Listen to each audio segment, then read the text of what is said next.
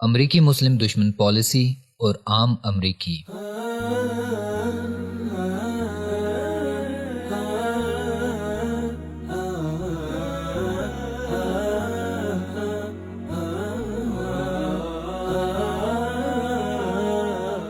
مغربی ممالک خصوصاً امریکہ کی مسلم مخالف پالیسیوں کی حمایت مغربی عوام کی اکثریت کر رہی ہے۔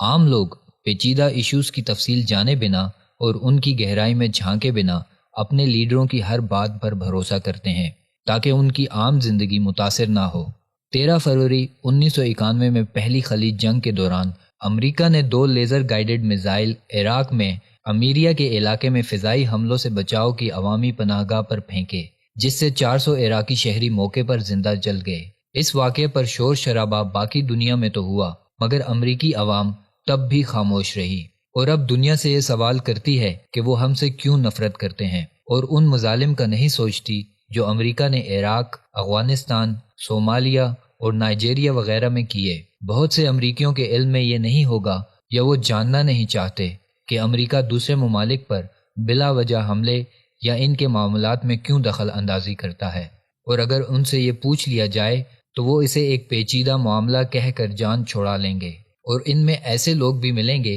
جو ان حملوں کی بے شمار توجیہات پیش کریں گے، بالکل اسی طرح جیسے پچھلے سال ڈونلڈ ٹرمپ نے امریکہ میں ہونے والی دہشت گردی کی ایک ہی حتمی توجیہ پیش کی کہ میرا خیال ہے اسلام ہم سے نفرت کرتا ہے۔ اپنے صدارتی منصب پر براجمان ہونے کے بعد CIA سینٹر میں ایک تقریر میں اس نے پھر سے انتہا پسند اسلامی دہشت گردی کا نام لیا۔ اس کے نزدیک یہ کارروائیاں امریکہ کے سپر پاور ہونے کی چھوٹی سی قیمت ہیں، جبکہ 9/11 کمیشن نے اپنی رپورٹ میں اس بات کو تسلیم کیا ہے کہ یہ واقعہ امریکی پالیسیوں کی ترجیحات کے نتائج ہیں، جس کی وجوہات میں امریکہ کی فلسطین پالیسی، عراق میں فوجی ایکشن، سعودی عرب میں امریکی فوجی اڈے اور ہزاروں عراقیوں کو موت کے منہ میں بھیجنے والی خلیج جنگ کے بعد کی اقتصادی پابندیاں شامل ہیں۔ امریکی انٹیلیجنس پروفیشنلز عراق پر حملے کے مضمرات سے آگاہ تھے، اور برٹش انٹیلیجنس کی چلکوٹ رپورٹ بھی اس بات کا ثبوت ہے،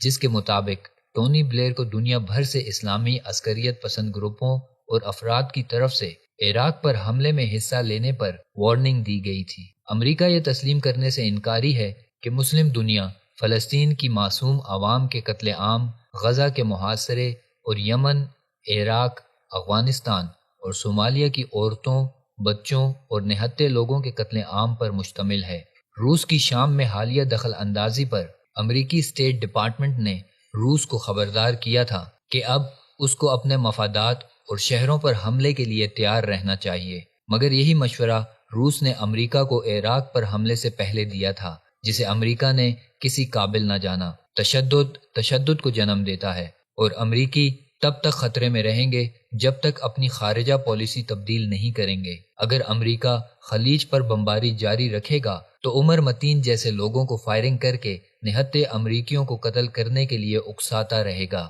وہی عمر متین جو کوئنز کے اس علاقے میں پیدا ہوا جو کہ ٹرمپ کے آبائی گھر سے چند میل دور ہے، مگر امریکی شہری مکمل طور پر پروپیگنڈا کے زیر اثر ہیں، جن کے ذہن کو میڈیا نے گرفت میں لے رکھا ہے۔ اسی لیے وہ سوچے سمجھے بنا اپنے لیڈران کے ہر منفی طرز عمل کی حمایت کرتا ہے، مگر شاید یہی امریکی سیاسی کلچر ہے۔